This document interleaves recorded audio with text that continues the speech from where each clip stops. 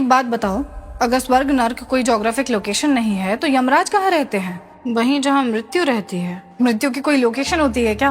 वो तो एग्जिस्टेंस का एक प्रिंसिपल है। इम्प्रेसिव। और ग्रेविटी कहाँ रहती है? हर उस चीज में जिसमें मास या वजन होता है। कैसी दिखती है? वो कोई टैंजिबल ऑब्जेक्ट थोड़ी ना है, लॉ ऑफ नेचर है। और यमराज क्या है? मृत्यु के देवता। और अगर मैं कहूँ कि उनका मृत्यु से कोई ज्यादा लेना देना नहीं है तो? पागल हो, गरुड़ पुराण नहीं पढ़ा? फिर से शब्दों पे अटक गई। चलो, अगर शब्दों की दहलीज पे ही भजन करना है तो कम से कम यम शब्द का अर्थ तो पढ़ लेती। मतलब? यम का अर्थ है नियम, संयम। कोई बत्ती जली? नहीं। 2 शब्दों से बने हैं यमराज। संस्कृत शब्द यम, जिसका अर्थ है नियंत्रण या मर्यादा, और राज यानी रूलर, सर्वोच्च सिद्धांत, यानी संयम और कर्म नियम का सर्वोच्च सिद्धांत है यमराज।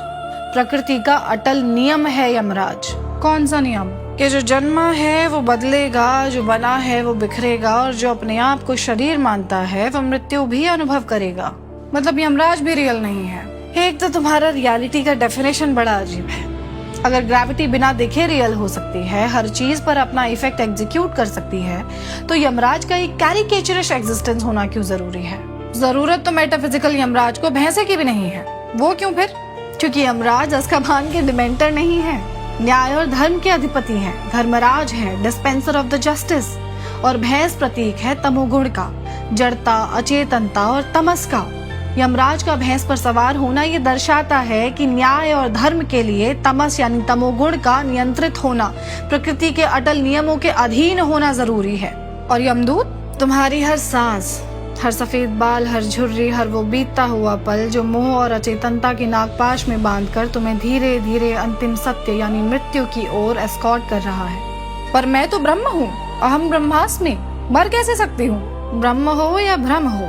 क्या मतलब? मतलब ये कि अभी तो तुम 206 हड्डियों, कुछ मांसपेशियों, 5 फुट 5 इंच की ऊंचाई और रूबी नाम का भ्रम हो। अगर ब्रह्म होती तो यम का भय नहीं होता। भय है यानी ब्रह्म नहीं है, भ्रम है, और इस भ्रम को मिटाना ही प्रकृति का नियम है, और वही यम है।